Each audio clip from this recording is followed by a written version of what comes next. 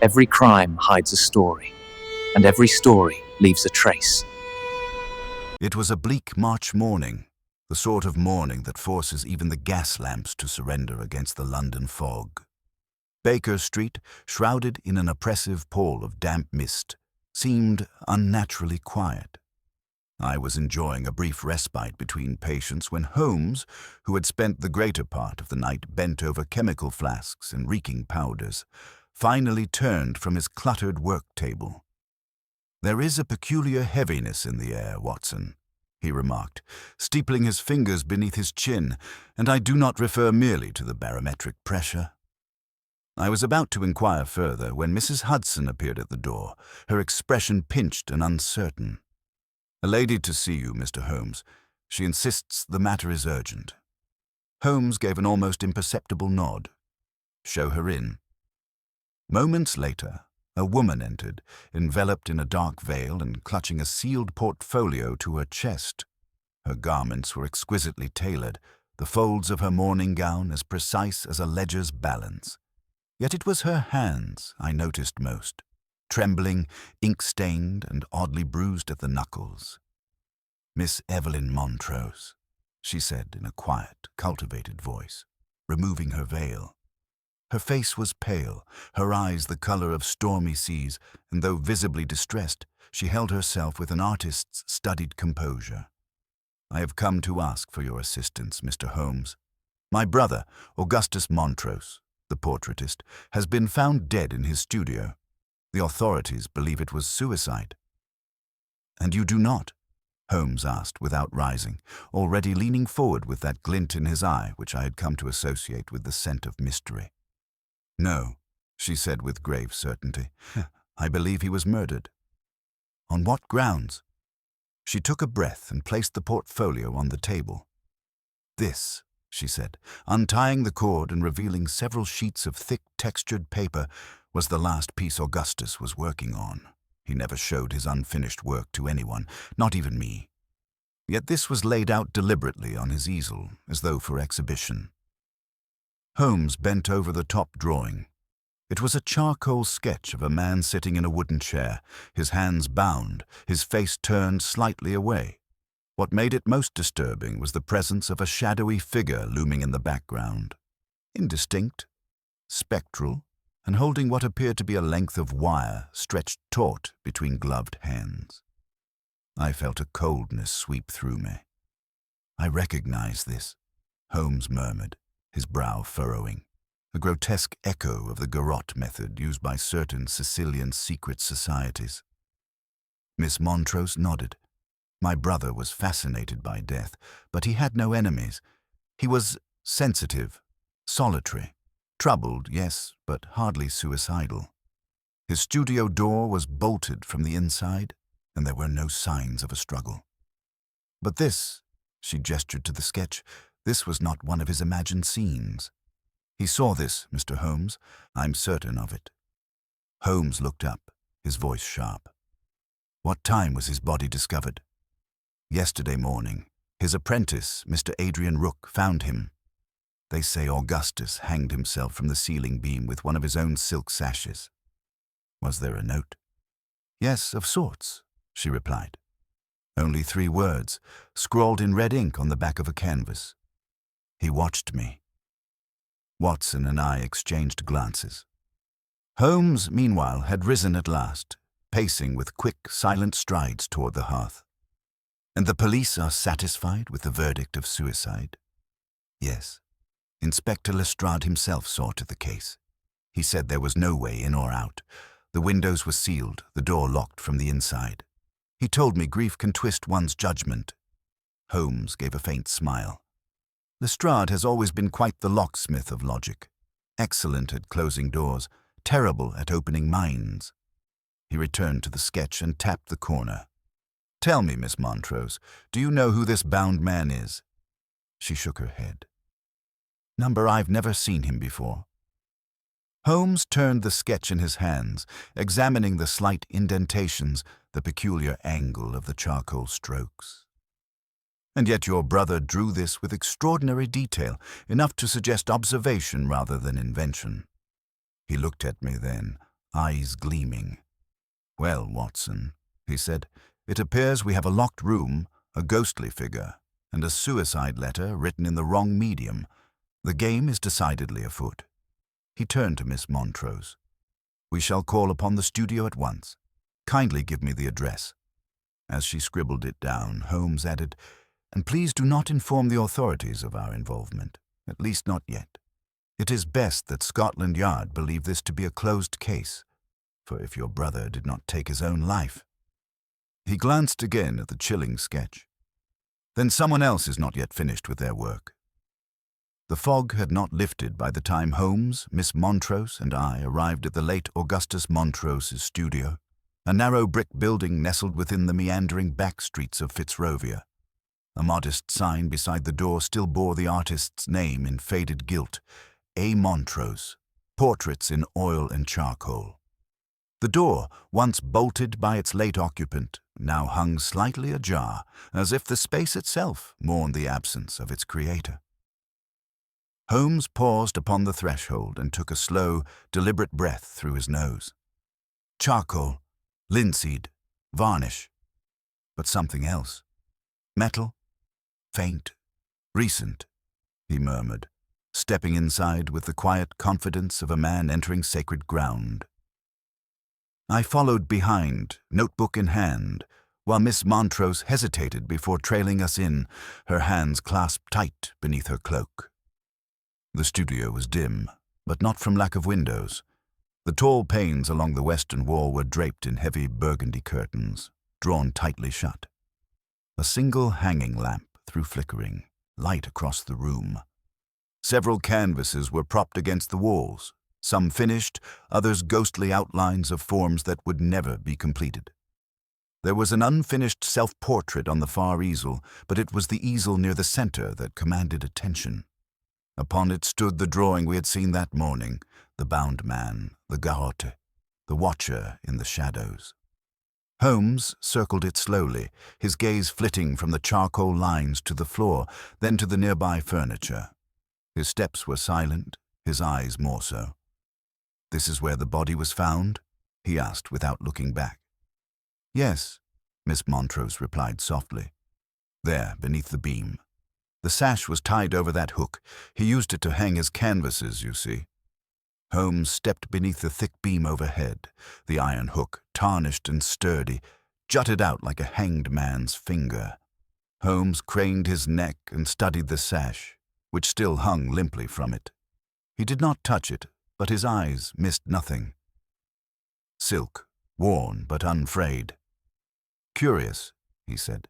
"Watson, observe, there are no scuff marks on the chair beneath, and the beam is over 10 feet high. Our victim would require a ladder to fasten the knot." I surveyed the surroundings. There was indeed a low stool beside the beam, but no ladder in sight.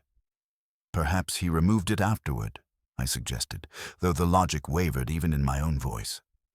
Holmes gave a curt nod, but said nothing. Instead, crouching beside the stool, he ran his fingers lightly over the floor, then leaned closer, inhaling the faint scent embedded in the wood grain. "Not recently used. The varnish beneath the stool's feet is undisturbed. Had it supported his weight, even briefly, there would be some displacement." He rose and turned to Miss Montrose. "Who discovered the body again?" "Adrian Rook, his apprentice. He has a studio down the alley. They often work together, but Augustus rarely let him near his personal work." Holmes's brow furrowed. "And Mr. Rook was the last to see your brother alive?" "To my knowledge, yes. He came by for a morning sitting. When Augustus didn't answer, he forced the door open and found him." "And the police confirmed the door was locked from the inside?" "Yes," she said, "and there is only one door, and those windows haven't opened in years. Augustus painted them shut to preserve the lighting conditions." Holmes crossed to the door and examined the lock with practiced ease. He withdrew a small magnifier from his coat and leaned in. After a moment he spoke, more to himself than to us. "Lock is intact. No signs of tampering from outside." But the bolt, interesting." I stepped beside him. "What do you see?" "A faint impression along the edge. Less than a millimeter deep. almost invisible unless the bolt was moved forcefully against it recently. He straightened, lost in thought for a moment. Then, as if dismissing the door entirely, he turned to the unfinished self-portrait. It stood apart from the others, the figure roughly blocked in charcoal, but the eyes already startlingly lifelike. Holmes leaned close, his fingers tracing the air above the canvas without touching. "Tell me, Miss Montrose, did your brother often sketch himself?"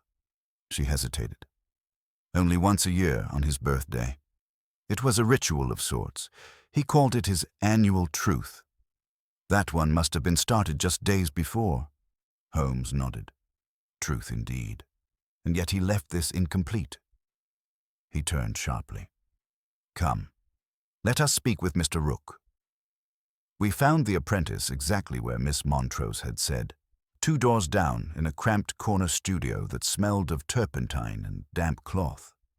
He was a wiry young man, pale, nervous, with straw-colored hair that clung to his temples. He answered our knock with the startled guilt of someone caught thinking about things better forgotten. "Mr. Holmes," he stammered, "I was told you might be investigating. I've said all I can to the police. He was dead when I arrived. The door was locked. It was horrible." Holmes studied him, not unkindly. "You knew Mr. Montrose well?" Rook shrugged. "As well as anyone could. He was brilliant, but remote, obsessive, always sketching strange things. Sometimes he'd vanish for days, then return with these ghastly studies. Said they came to him in dreams." Holmes's voice was gentle, but precise. "Did he ever speak of being watched?" Rook flinched. "Yes. Lately. He kept saying there was someone outside the window. Only, we're on the 2nd floor. I thought it was madness. Truly I did." "Did he have enemies?" "Only critics," Rook said with a bitter chuckle. "He refused commissions from the aristocracy. Said they wanted vanity, not honesty. Made enemies, I suppose." "Was he working on anything unusual in the last week?" Rook hesitated. "There was something, yes. He'd been secretive. Said it was the truth beneath the portrait. Kept it hidden. I never saw it." Holmes's gaze sharpened. "Where was his sketchbook?" "In the chest near his bed. He always kept it there." Holmes turned abruptly. "Come, Watson. We must return to the studio before the light changes." Within minutes, we were back in Montrose's quarters, and Holmes was rifling carefully through the carved wooden chest. Beneath layers of paper, tubes of pigment, and worn brushes, he uncovered a thick sketchbook bound in black leather. He opened it slowly, page by page. The earlier drawings were mundane, studies of hands, poses, shadows. But toward the end, the pages grew darker, faces contorted in agony, shadows with limbs. One image repeated over and over, the back of a man's head, seated, always watched from the darkness behind. Finally, he reached the final page and paused. I stepped forward, peering over his shoulder. Drawn in precise charcoal was the very room we now stood in. This studio, this arrangement, the easel in the center, the self-portrait in progress, and in the upper corner, barely visible behind the drawn curtains, a faint outline of a face. Pale, watching, smiling. Holmes closed the book quietly. He drew his own death, Watson, but more than that. He knew who was watching. He saw them, and he left us the beginning of their portrait. I stared at him. "But how does this help us?" "It tells us this," Holmes said, his voice low and grave. "If Montrose was mad, then his madness had the precision of a surgeon. And if he was sane—" He turned to the window and threw open the heavy curtains. The window pane was spider-webbed with scratches. Deliberate, fine-etched lines. Holmes raised his magnifier again and murmured a single word, "Coordinates." And the fog outside the glass, swirling gently, seemed just a little darker than before. Holmes stood perfectly still, the magnifier poised before his eye, the fog behind the scratched glass casting a cold pall across his angular features. I had long ceased to be surprised by the things he noticed that others never could, but there was something in his silence, an intensity bordering on reverence, that gave me pause. I moved beside him and peered at the window pane. The scratches, which at first seemed no more than idle marks, now revealed a pattern, crossed lines and tiny etched numerals, faint but precise. Not the work of idle hands, but of a mind exacting in its purpose. They are indeed coordinates, Holmes said at last, longitude and latitude, if I am not mistaken. Etched backwards, as one would expect from a drawing meant to be read from inside. I frowned. Coordinates to what? That, he said, slipping the magnifier back into his pocket, is precisely what we must determine. But I would wager it is a location of importance to Montrose. Perhaps even the place where he encountered the figure he drew, or where he uncovered something meant to remain hidden. He knelt by the window and examined the sill, running his fingers along the groove where the frame met the ledge. Then he sniffed softly and turned to me. "Watson, note this. Resin. Fresh and unevenly applied. The window was painted shut, yes, but recently reinforced. Someone didn't want it opened again." I looked at the coordinates. "Do you suppose he was trying to hide them?" "No," Holmes murmured. "He wanted them found. Not by the police, not by his apprentice, but by someone who would think to look from the inside." He stepped back from the window and tapped the edge of the easel with his cane. "This entire tableau, the sketch, the self-portrait, the staged nature of his body's discovery, it's all a message, a warning perhaps, or an accusation." There was a sharp knock at the studio door. Miss Montrose stood in the threshold once again, her expression paler than before. "I found something," she said, holding out a small item wrapped in velvet.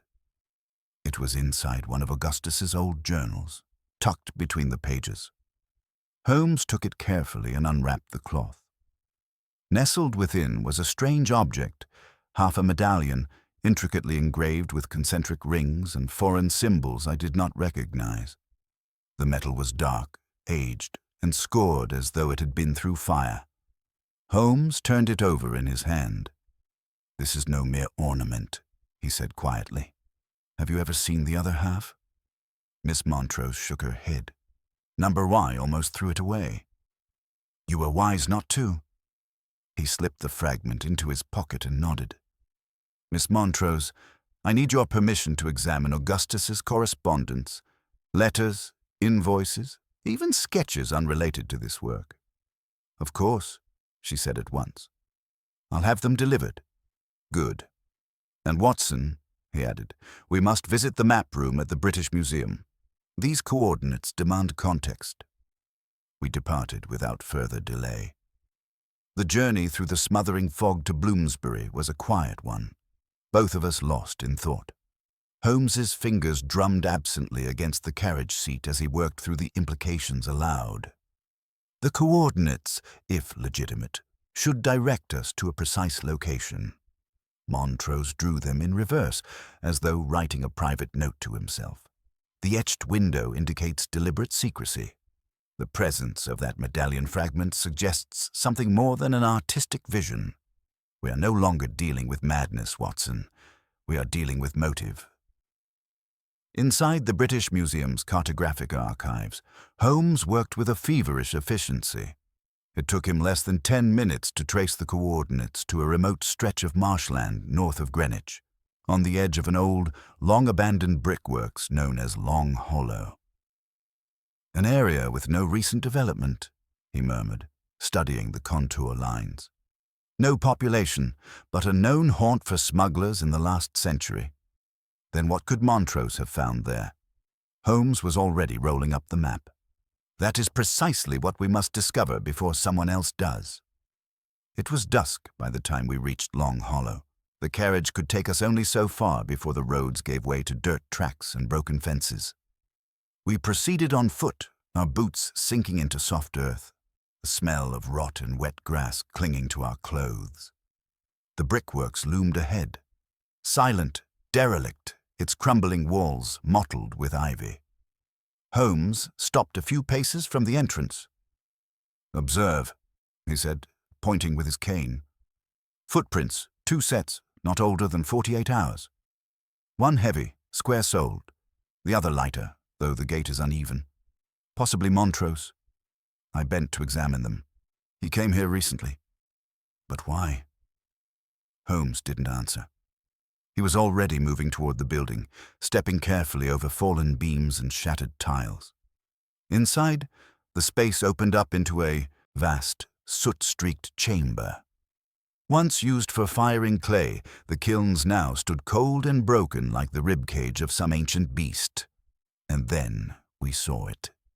In the very center of the chamber, surrounded by ash and brick dust, stood a crude easel, weathered, almost skeletal.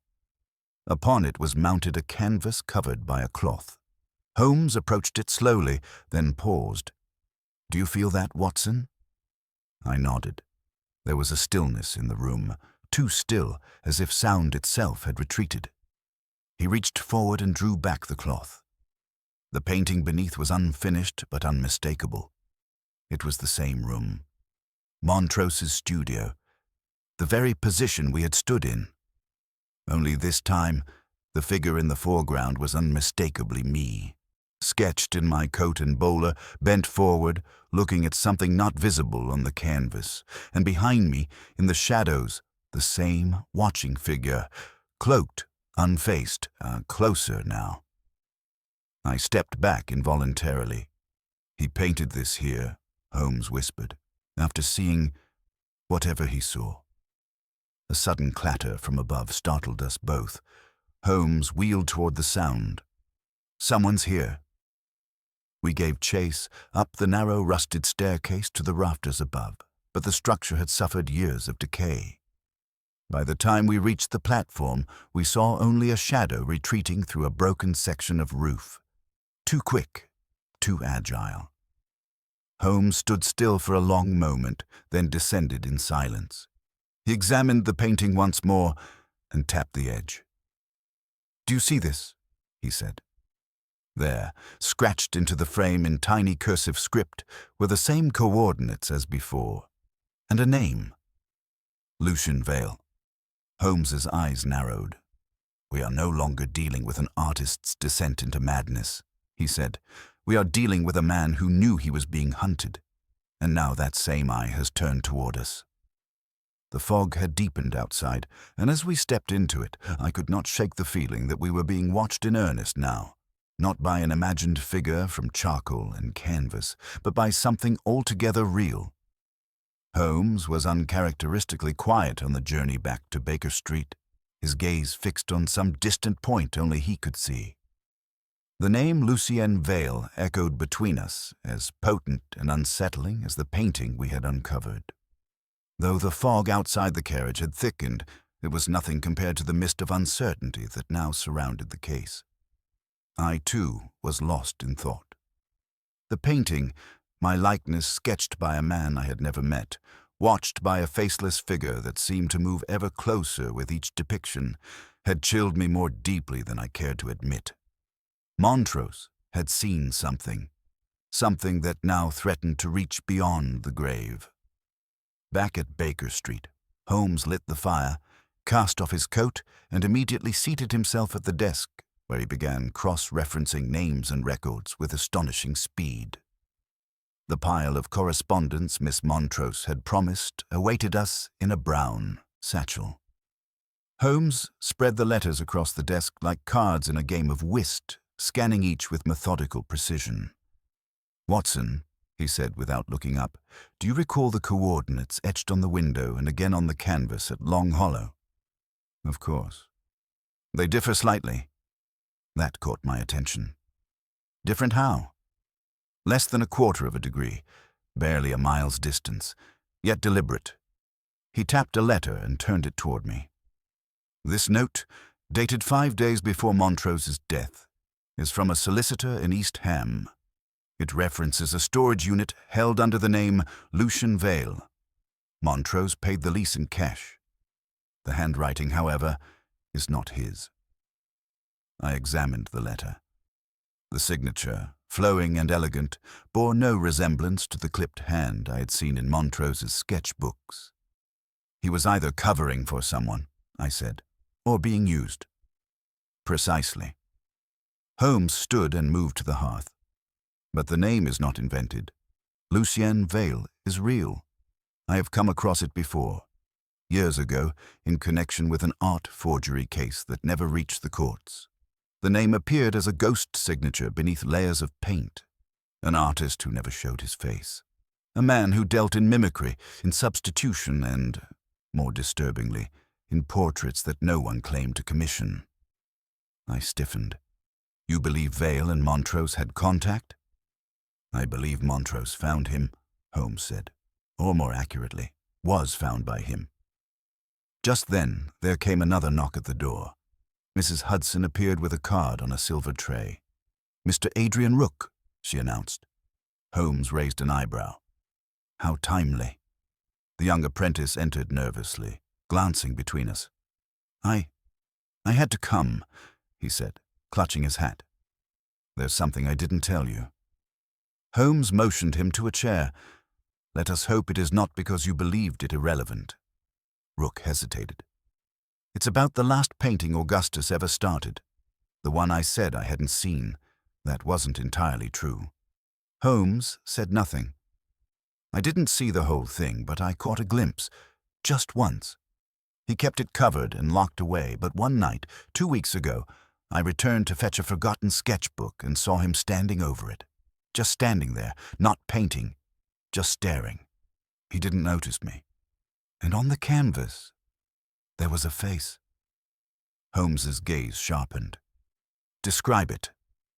Rook shook his head. That's the thing, I can't.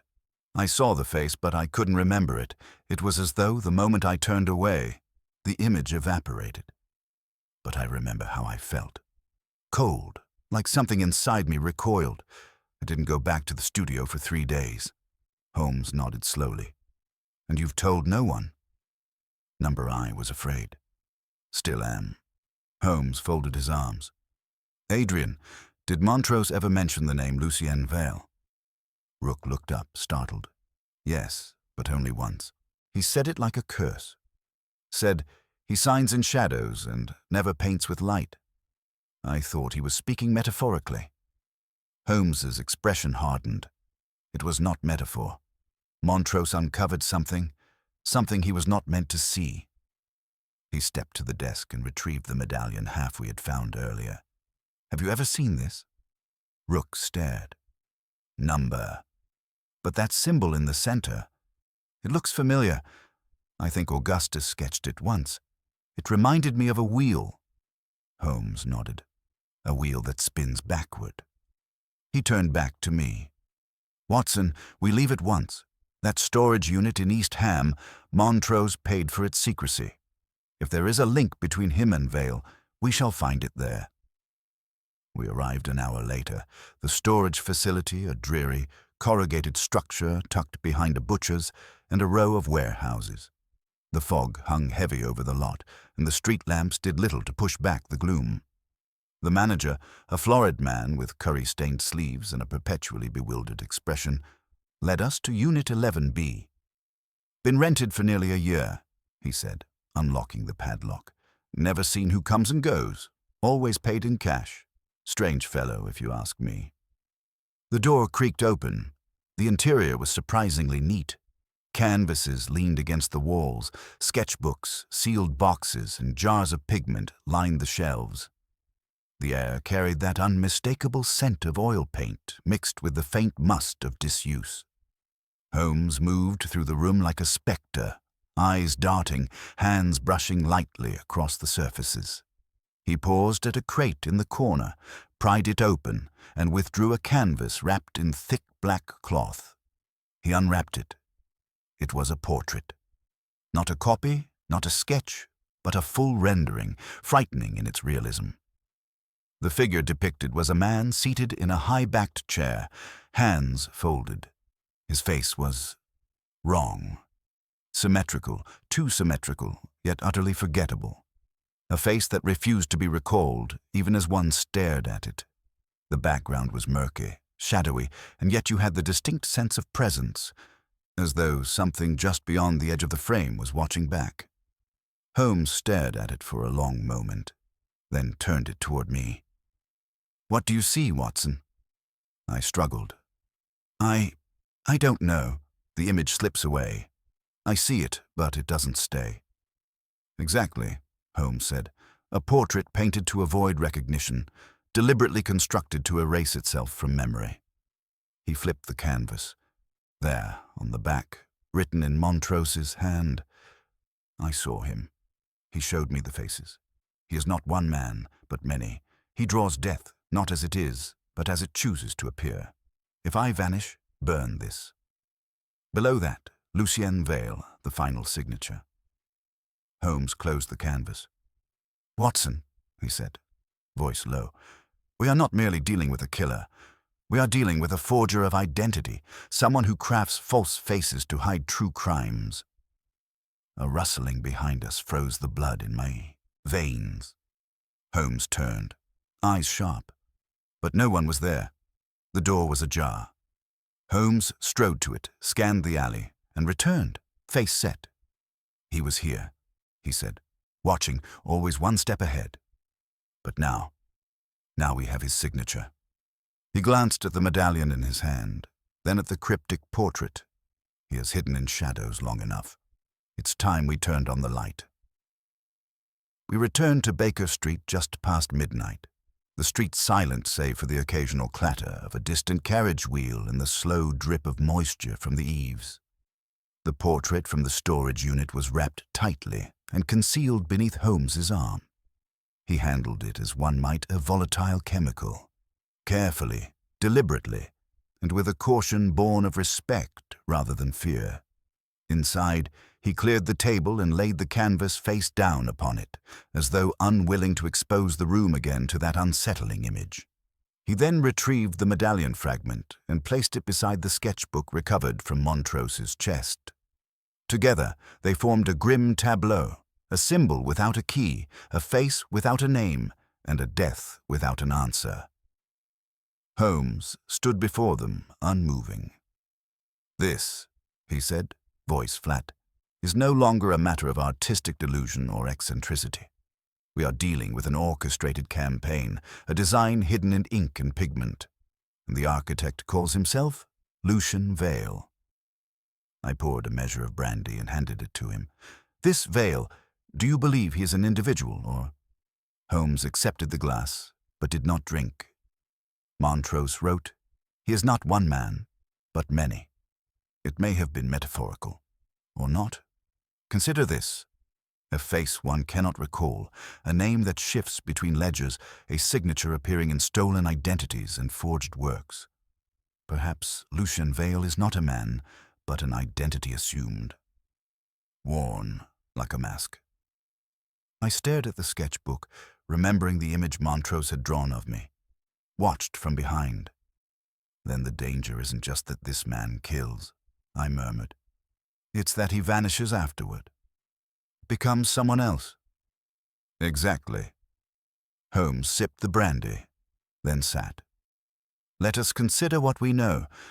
Montrose encountered Vale.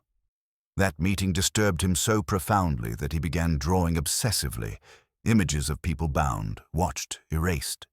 He began hiding clues in his artwork, encoding coordinates, hoarding references to this Vale behind layers of symbolism. Yet he never went to the police. Why? Fear." Holmes nodded. "Fear, but not for himself alone. Perhaps he feared not being believed, or perhaps Vale showed him something so convincing that Montrose realized exposure was futile." He reached for the medallion fragment again, turning it over in the firelight. "And this object, clearly part of something larger. The symbol etched into it appears not merely ornamental, but functional. A cipher wheel, perhaps. A key." There was a knock at the door.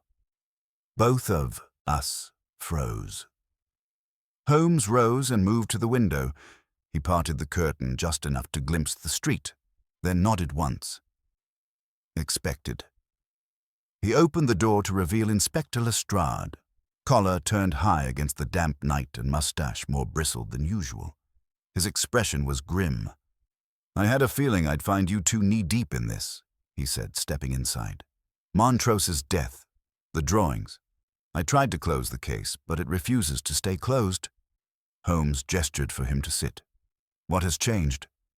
Lestrade sat, eyes flicking to the cloth-covered canvas. "We've had another death." My stomach tightened. "Name of Charles Elbeth, a solicitor. Found this morning in his Bloomsbury flat. Door locked from the inside, hanging from a beam. Identical setup to Montrose, down to the red ink on the canvas." Holmes leaned forward. "What did the writing say?"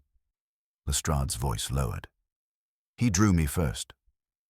A silence followed. Lestrade cleared his throat. "I know what you're thinking. I saw the reports from Montrose's sister.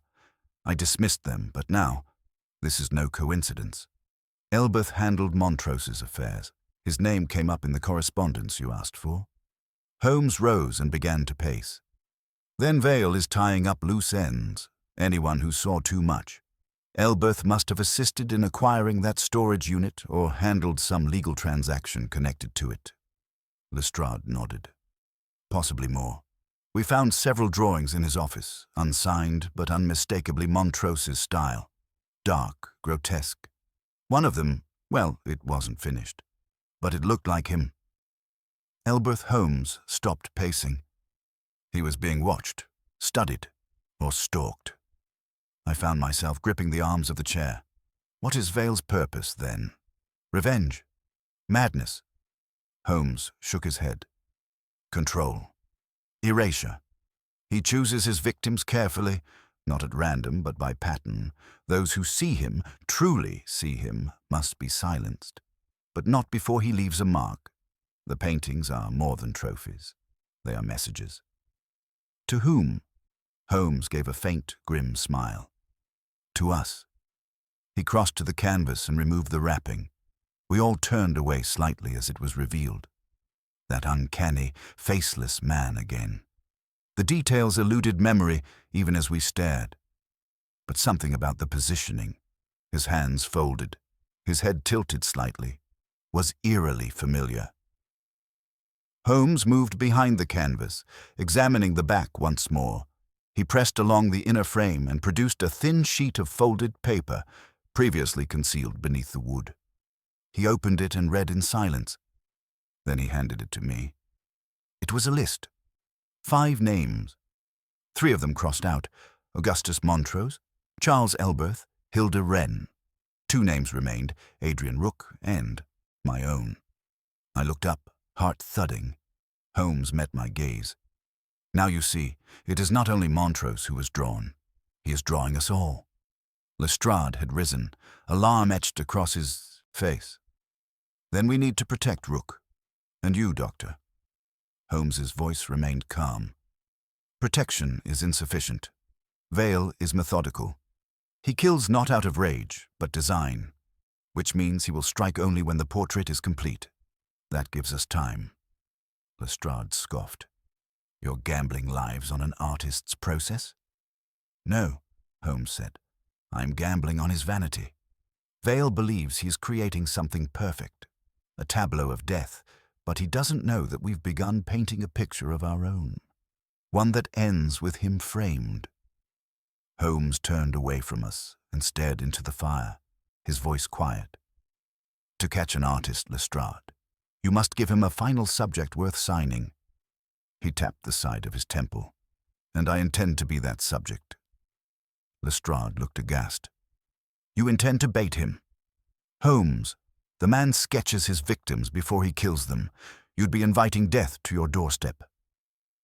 Holmes turned from the fire, his face composed but eyes alight with the same cold resolve I'd seen when he once faced Moriarty at the Reichenbach Falls. No invitation is necessary, Lestrade. He's already inside the gallery. Montrose's painting of Watson, the list with our names. Those are not threats.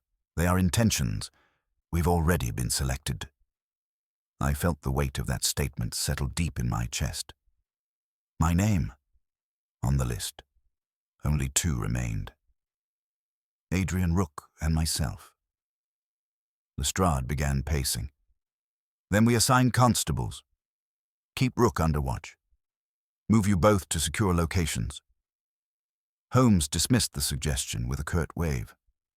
Vale has proven capable of bypassing locked rooms and bolted doors. He counts on conventional protection. That's how he crafts his performances. Murders staged as impossibilities. Number, we must not hide. We must expose. I finally spoke, my voice lower than I intended. You said earlier he won't strike until the portrait is finished. Holmes nodded, which gives us one crucial advantage. If we interrupt the process, we interrupt the plan. He began moving around the room with renewed energy, retrieving the medallion fragment, the sketchbook, and the scrap of canvas from Montrose's studio. He laid them on the desk like puzzle pieces and leaned over them in deep concentration. I believe Vale uses more than artistry to carry out his work. There is method in his madness, something ritualistic, patterned, encoded. The coordinates, the etched lines, the medallion, it all implies a framework. Lestrade, still uneasy, asked, "So what are you proposing?"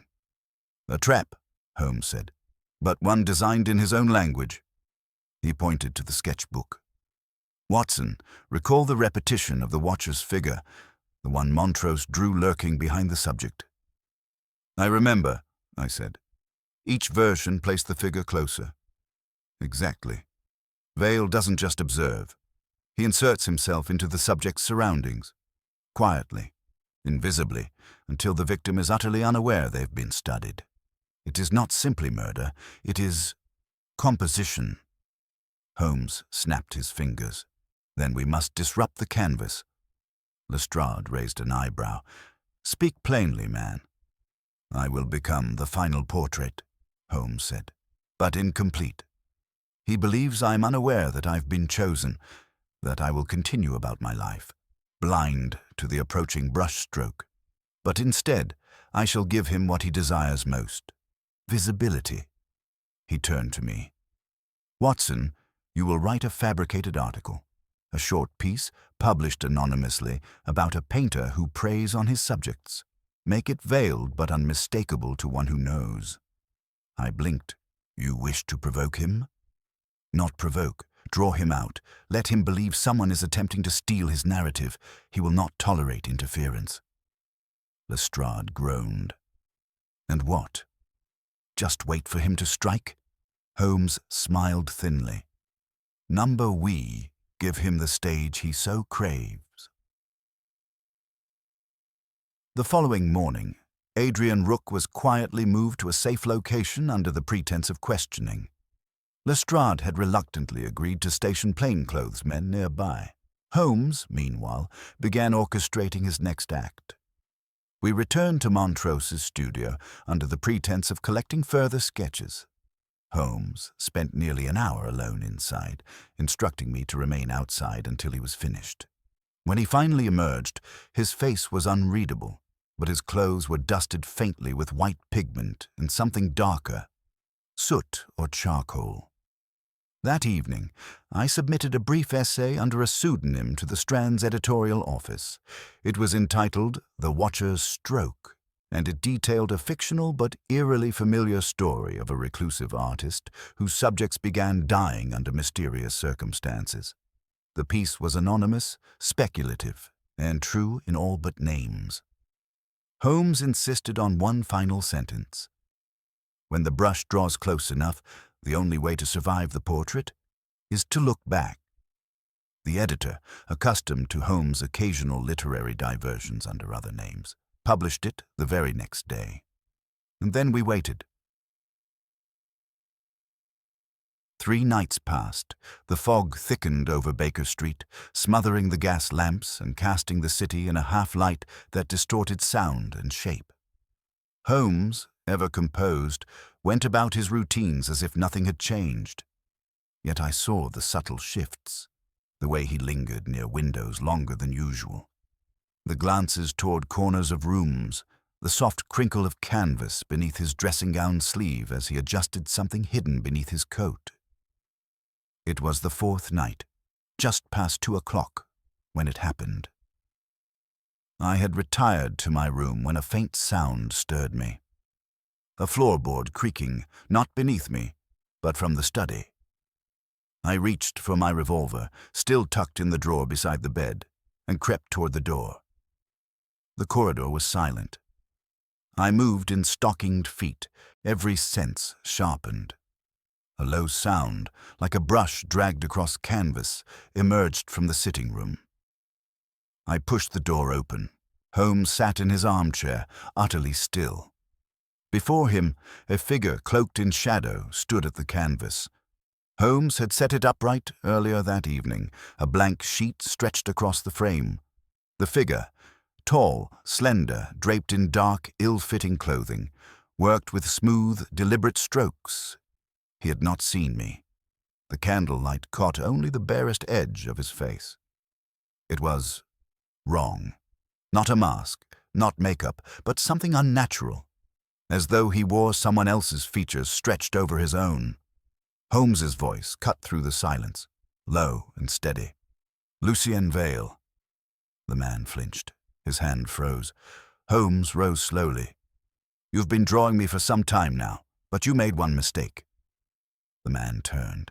His eyes were deeply sunken, yet clear. Cold. Holmes's voice hardened. "You chose a subject who would not sit still." Vale took a step backward, but Lestrade burst through the rear door at that moment, followed by 2 constables. The man bolted, knocking over the easel, the canvas tearing with a shriek. He lunged for the window, but Holmes was already there, intercepting him mid-stride. They collided, and both crashed to the floor. Holmes was up in an instant, pinning the figure's wrist to the ground. The constables closed in, dragging him upright. Vale did not struggle. He merely looked around the room, expression unreadable. Holmes stood, brushing dust from his coat. No garrote, no knife. Just brushes, ink, and a portrait you'll never complete. Lestrade stepped forward, breathless. "We have him." Holmes nodded. "Yes, and now, perhaps, the canvas will finally remain blank." But as they dragged Vale toward the door, he looked at me and smiled. Not cruelly, not triumphantly, but as one artist might smile at another who finally understands the brush stroke. That night, Holmes and I sat in silence, the torn canvas still lying beside the fire. "There are others," he said quietly. "He is not the first to hide behind a face. Nor will he be the last." I watched the flames flicker across the blank stretch of cloth. "No," I said, "but he chose to draw death. And in the end, he painted his own." The days that followed Lucien Vale's capture passed with an eerie calm. Lestrade had taken charge of the prisoner, confining him securely in a guarded room at Scotland Yard. Yet even behind iron bars and watchful eyes, Vale maintained a quiet inscrutability that unsettled us all. He neither admitted guilt nor offered protest. Instead, he sat still as a shadow, his gaze fixed inward as though observing some unseen canvas beyond our reach. Holmes, for his part, devoted himself to painstaking analysis of the sketches and correspondence seized alongside Vale. Each page was a thread in a tapestry of deception and obsession, and Holmes pulled them with relentless precision. One morning, as the first pale light filtered through the windows, Holmes beckoned me to the sitting room where the prisoner was being held temporarily under guard. "Watson," he said, voice low, "I believe it is time we speak with our artist." I followed Holmes down the narrow corridor, past the heavy wooden doors and echoing halls of Scotland Yard. The guards nodded in recognition of Holmes's presence, but they exchanged wary glances, knowing as well as we that this interview might prove unusual. We entered the sparse room where Vale awaited us, seated on a wooden stool. The dim light traced the sharp angles of his face, accentuating the pallor of his skin and the strange, almost fluid quality of his expression. His eyes, deep dark pools, lifted toward us with faint interest. Holmes wasted no time. "Mr. Vale, your deeds have been laid bare. The deaths of Montrose, Elberth, and Wren, all marked by your signature brushstroke, are no longer mysteries. Yet one question remains unanswered. Why?" Vale's lips curved into a thin, enigmatic smile. "Why does an artist paint?" he replied softly. "To capture truth, or to reveal the shadows behind it?" Holmes's eyes narrowed. "Truth, you say?" Montrose's sketches hint at something darker than mere artistry, an obsession with erasure, with control. You hunted your subjects like prey. Did you not fear discovery? "Fear." Vale's voice was barely above a whisper. "I am the canvas and the painter, the subject and the observer. I do not fear because I dissolve before the gaze." I exchanged a glance with Holmes, sensing that Vale's cryptic words masked a profound, if twisted, philosophy. "Dissolve?" Holmes pressed. "Explain yourself." Vale leaned forward slightly. "In every face I take, in every identity I forge, I become less a man and more an idea. I erase my presence like charcoal smudged across a paper, indistinct, unremembered. To kill is to create anew." A chill passed over me. The idea of murder as creation was grotesque, yet hauntingly poetic. Holmes was unshaken. But why draw the victims before death? Why the elaborate staging? "A signature," Vale said, voice smooth. "To challenge those who believe they see clearly. To force the world to look again. Twice, thrice. In the spaces between strokes lies the truth." Holmes studied him intently. "You mentioned others, Watson. You said you are not the first nor the last. What do you mean?" Vale's eyes gleamed with a flicker of something unreadable. "Names etched in shadow, artists before me who used brush and blade alike. Montrose was a student who glimpsed the lineage, a cursed line of creation and destruction. I am but a chapter." Holmes exhaled slowly. "And what of the medallion fragment, the cipher wheel?" Vale nodded faintly. "A key to the order, a secret society that preserves the art of disappearing, the sanctity of anonymity. The medallion marks allegiance. The coordinate etchings mark pilgrimage." "Pilgrimage to where?" I asked. "To Long Hollow," Vale whispered, eyes distant.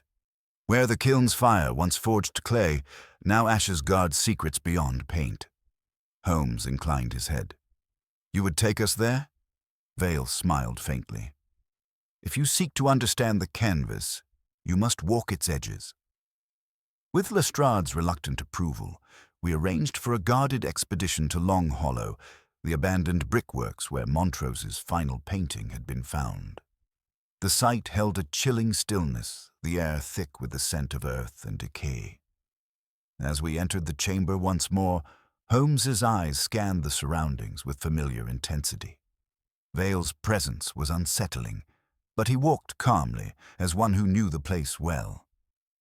"The Order's sanctum," Vale murmured, "where identities are made and unmade." Holmes's gaze sharpened. "Explain." Vale gestured to a concealed trap-door beneath a pile of broken bricks. "Beneath lies the gallery, a crypt of masks, faces stolen and remade, the true art." We descended into the darkness, guided by lantern light and Vale's steady hand. The chamber below was vast and labyrinthine, walls adorned with countless masks, some grotesque, some hauntingly lifelike. Each bore a story, a face taken from the living and erased forever. Holmes ran a finger along one mask, tracing the delicate lines. "Each of these belonged to a victim." Vale nodded. "Names forgotten, identities dissolved. We are the keepers of the forgotten faces." I shuddered. The magnitude of the place was overwhelming, a testament to a history of violence shrouded in artistry. Holmes turned to Vale. "You sought to expose this, yet you also preserved it. Why?" Vale's smile was weary. because art and death are inseparable. To understand one is to accept the other. Returning above ground, Holmes contemplated the medallion in his hand. The order must be dismantled. Vale's voice was soft, almost regretful. And with it, the legacy ends. Back in London, the arrests followed swiftly, the veil lifted from the secret society's long shadow. Yet the question lingered, as did the haunting echo of Montrose's final sketches, the hidden whodunits, and the faceless man who watched from the shadows. Holmes and I sat once more in Baker Street, the fire crackling gently. Some mysteries, Holmes mused, do not end with closure, but with understanding. I nodded, still unsettled by the case's dark artistry. Holmes smiled faintly. And in the end, Watson, the greatest portrait is the one painted by truth. As dawn broke over London, I felt a profound admiration for Holmes's genius and a somber respect for the shadows cast by those who live between light and dark. The arrests had indeed dismantled much of the secret order, yet the eerie quiet that followed was far from comforting. London's fog seemed thicker, as though the city itself were holding its breath. The masks and faces hidden beneath long hollows forgotten kilns had been seized as evidence, but the weight of their stories lingered in the air, stubborn and unyielding. Holmes, ever restless, had returned to Baker Street, his mind far from satisfied. The morning after the arrests, I found him already at his desk, poring over Montrose's sketchbooks and the fragmented correspondence between members of the order. His usual sharpness was tinged with a shadow of melancholy. "I confess, Watson," he said, glancing up briefly, "this case bears an unsettling residue. Though we have unmasked the artist who drew death, the gallery of masks still haunts my thoughts." I nodded. There is a certain poetry in Vale's vision, as grotesque as it was. Holmes smiled thinly. Poetry? Yes. But also a warning. Art, like crime, can be a mirror or a mask. Vale chose to create a mask that concealed atrocities. We must not let ourselves be deceived by mere appearances. The doorbell interrupted us. Mrs. Hudson announced a visitor, Miss Evelyn Montrose. She entered quietly, eyes brighter now, but with a lingering sadness. "Mr. Holmes, Dr. Watson, I must thank you. You saved my brother's legacy." Holmes inclined his head. "Miss Montrose, your brother's work was a beacon amid shadows, yet there remain questions unanswered." She hesitated. "There is one thing I must show you." From her cloak she produced a small folded parchment, the other half of the medallion, long thought lost. "My brother left it hidden in a drawer with a note to complete the circle." Holmes took the piece delicately, joining it with the fragment we had recovered. Together, they formed a perfect wheel inscribed with symbols that seemed to pulse with meaning. "Remarkable," Holmes whispered. "This is no mere ornament, but a cipher, one that unlocks the true purpose of the order." He traced the rings, then looked at Miss Montrose. "Do you know of any locations tied to this symbol?" She nodded. "There is an old chapel near the Thames, long abandoned. My brother spoke of it in whispers, the final canvas. He believed it held the heart of the order." Holmes's eyes gleamed with resolve. "Then it is where we must go." The journey to the chapel was fraught with tension. The Thames fog clung like a shroud, obscuring familiar landmarks and casting eerie reflections upon the water. The chapel, once a place of sanctuary, now lay in ruins. Vines strangling the stone, stained glass shattered, pews rotted. Within its crumbling walls, we found what Montrose had called the final canvas, a massive mural painted directly onto the stone, partially concealed by centuries of grime and decay. Holmes illuminated the mural with his lantern. The image was breathtaking in its grotesqueness, a swirling vortex of faces, masks, and shadowy figures entwined in a macabre dance. At the center was a figure holding a medallion, indistinct but unmistakably marked with the cipher we held. "This," Holmes breathed, "is their testament, a visual ledger of the Order's deeds and beliefs." He ran his finger along the outer rim of the mural, deciphering symbols and coded glyphs. "The Order believes in the erasure of self to achieve immortality through anonymity. Each victim is not lost, but reborn as part of the collective." I shivered. A chilling creed. Holmes nodded. "Yet even in their philosophy, there is a fatal flaw, the human desire for recognition and legacy. Montrose's drawings were a rebellion, a call for truth amid enforced silence. We explored the chapel further, discovering hidden chambers beneath the altar. There, stacked meticulously, were dozens of canvases and masks, evidence of centuries of concealment. Before we left, Holmes paused at an inscription carved faintly in the stone. "In shadows, we paint our fate. In masks, we seal our name." As we emerged into the cold dawn, I asked Holmes what he intended to do with the remains of the Order. He paused, then replied, "I will ensure they are preserved for history, Watson, not as a glorification, but as a caution.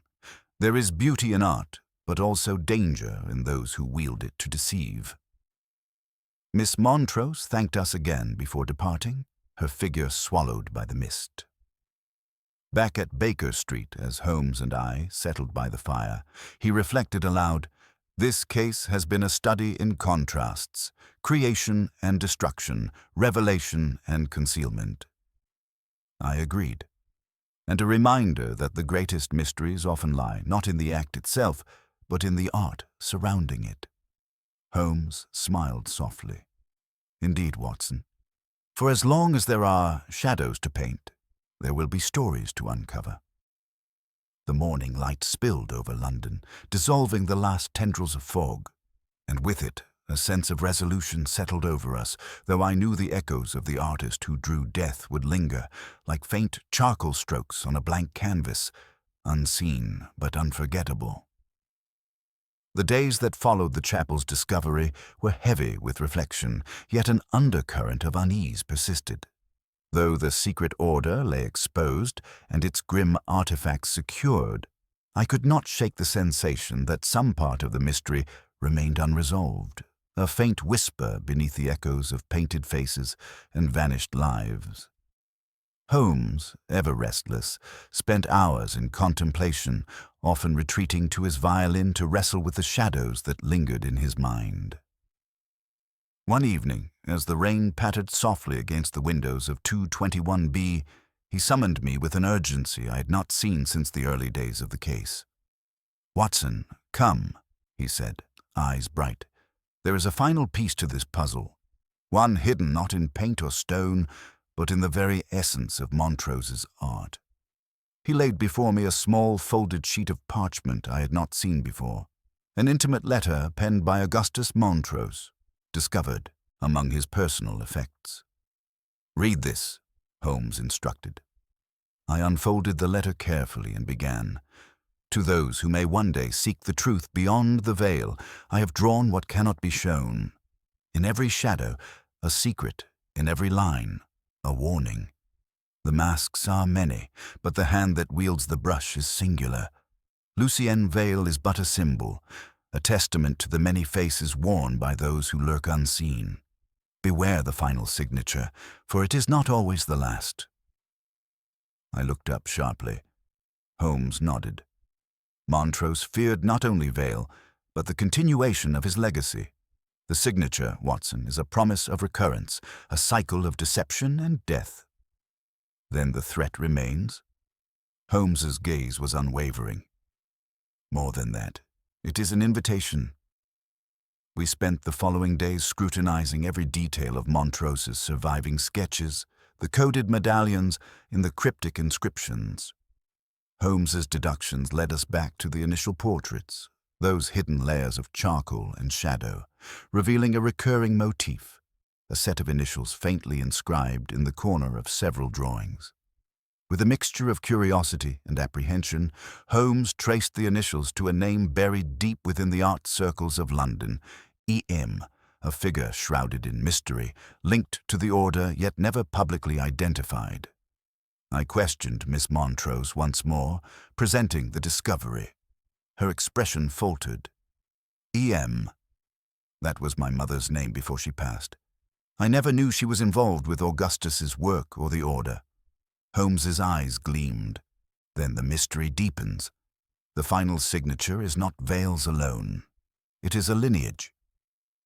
The revelation prompted us to investigate further, uncovering subtle references to E.M. in Montrose's journals.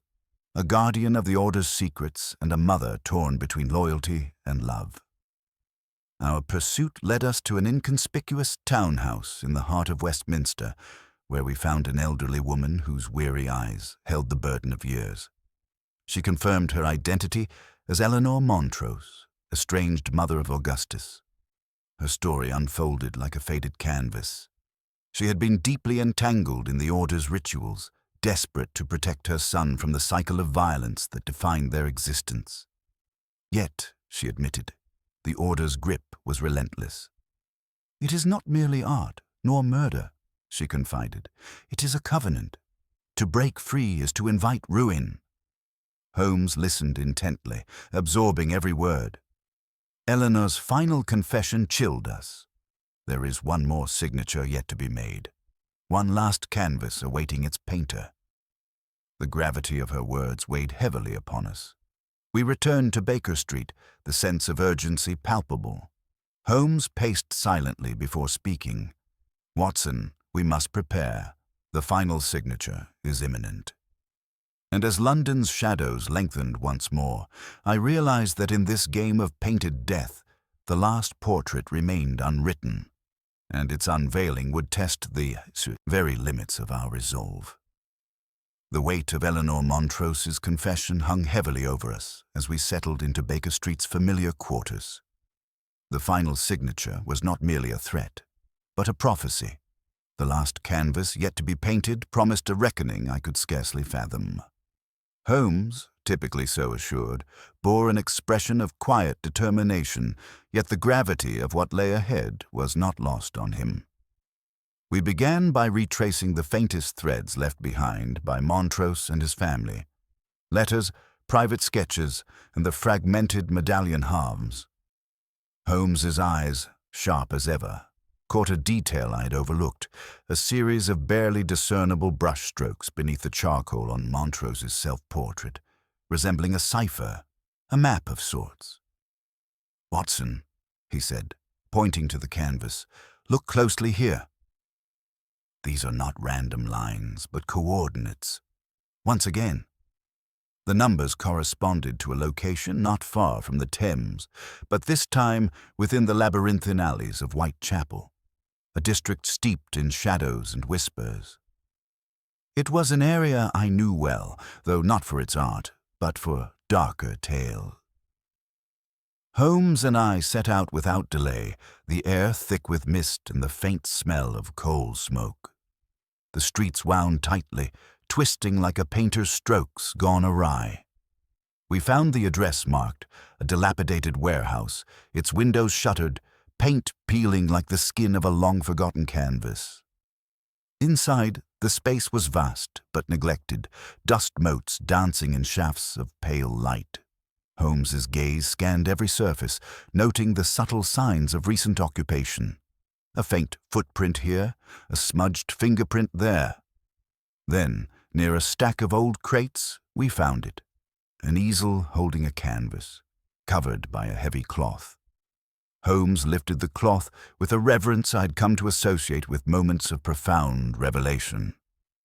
The painting beneath was unfinished but unmistakably vivid. The portrait of a woman. Her eyes, though only half-rendered, bore a haunting sorrow. The features were delicate, refined, yet framed by a shadowy presence lurking just behind her shoulder. A faceless figure, cloaked in charcoal darkness. Holmes turned to me, voice low. "Eleanor Montrose." I felt the chill of recognition. This was no mere likeness. It was a confession, a plea, and a warning all at once. Before we could examine further, a faint creak echoed from the rear of the warehouse. Holmes motioned silently, and we slipped into the shadows. A figure emerged, a tall man moving cautiously, his breath visible in the cold air. His gloved hand brushed the canvas, tracing the outline of the shadowy figure. Holmes's voice was a whisper. "Lucien Vale." The man paused, then spun around, eyes gleaming with a mixture of fury and resignation. "You are supposed to be dead," Holmes said calmly.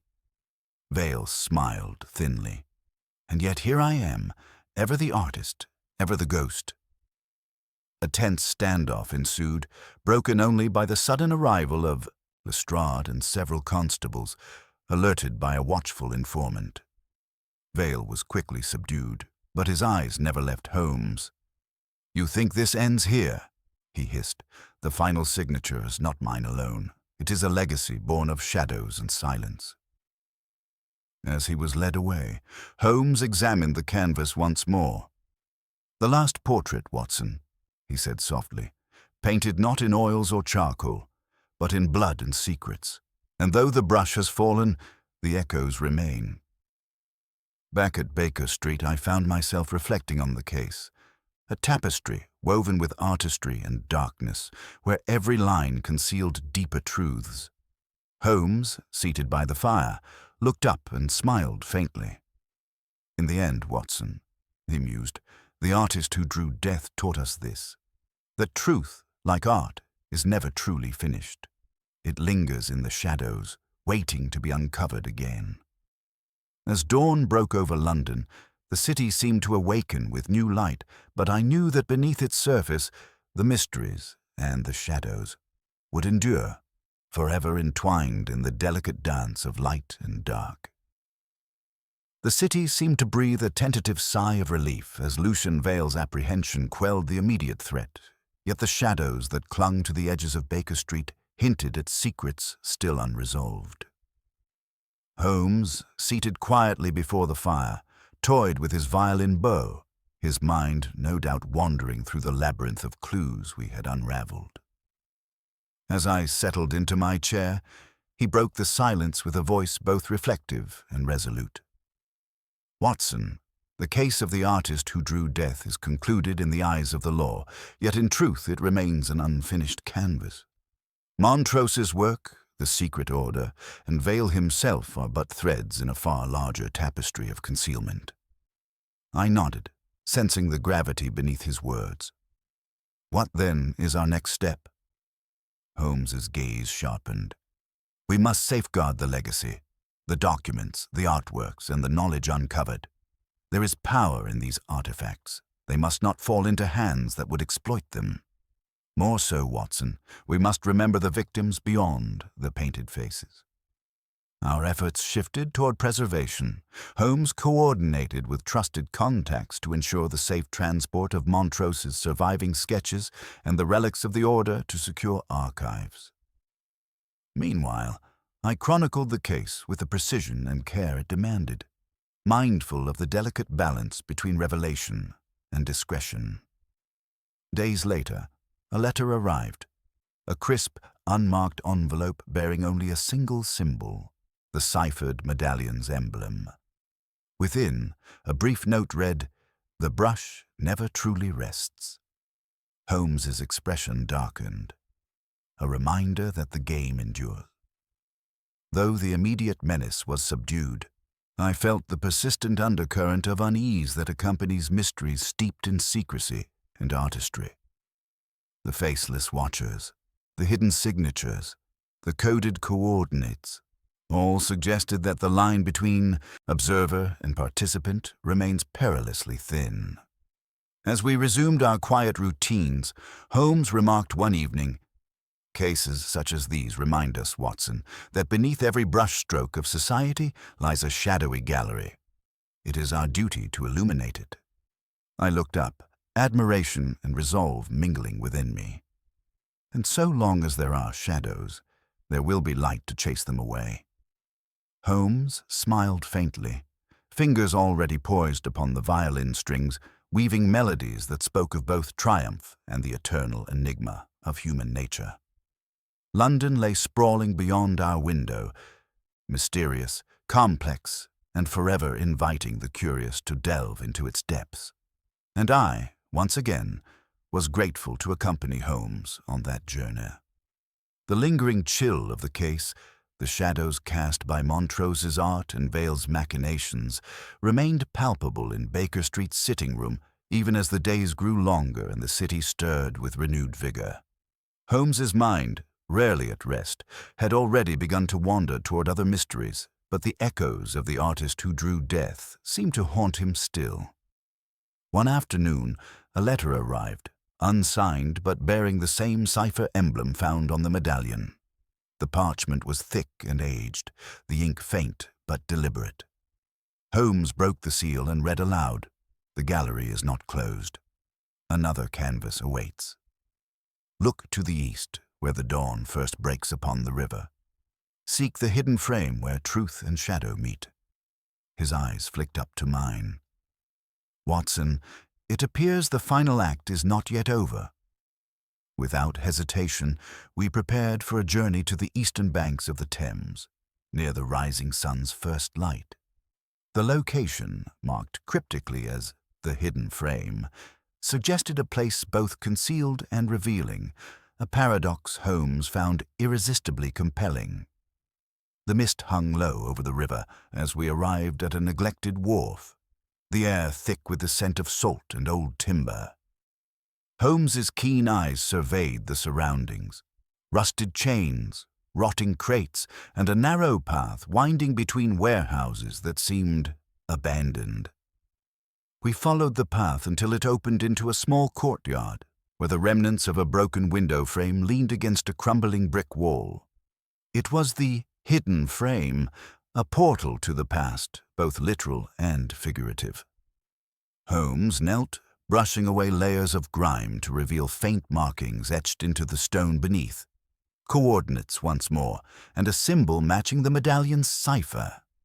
Nearby, tucked beneath the debris, we found a weathered box sealed with a wax emblem, the order's mark. Inside were documents and drawings, plans detailing the order's influence throughout the city, their network of shadows reaching into unexpected quarters, the galleries, the courts, even the halls of power. Holmes studied the papers with mounting intensity. "This, Watson, is a manifesto and a map, a blueprint for the order's continuation." The discovery was sobering. Though Vale had been captured and the core dismantled, the seeds of secrecy and influence endured. As we returned to Baker Street, Holmes was pensive. The artist who drew death was but one brushstroke in a larger canvas of concealment and control. He paused, then added, "Our task now is to ensure that this shadowed gallery remains exposed, lest it paint anew the portrait of darkness." I found myself once again in awe of Holmes's resolve, the way he embraced the complexities of human nature and society's hidden layers with both clarity and compassion. The city outside continued to bustle, its fog lifting under the warmth of the rising sun. Yet within the folds of London's ever-shifting light and shadow, I knew mysteries would persist, awaiting those with the insight and courage to unveil them. And I, ever faithful, would walk beside Holmes as we chased the faintest strokes of truth across the endless canvas of the human story. The final threads of the case had led us to the river's edge, to hidden frames and whispered secrets etched in stone and paper. Yet, as Holmes sat by the fire that evening, the weight of the revelations pressed heavily upon him, as if the true portrait of this mystery still awaited its final stroke. "Watson," he began, "we have uncovered much.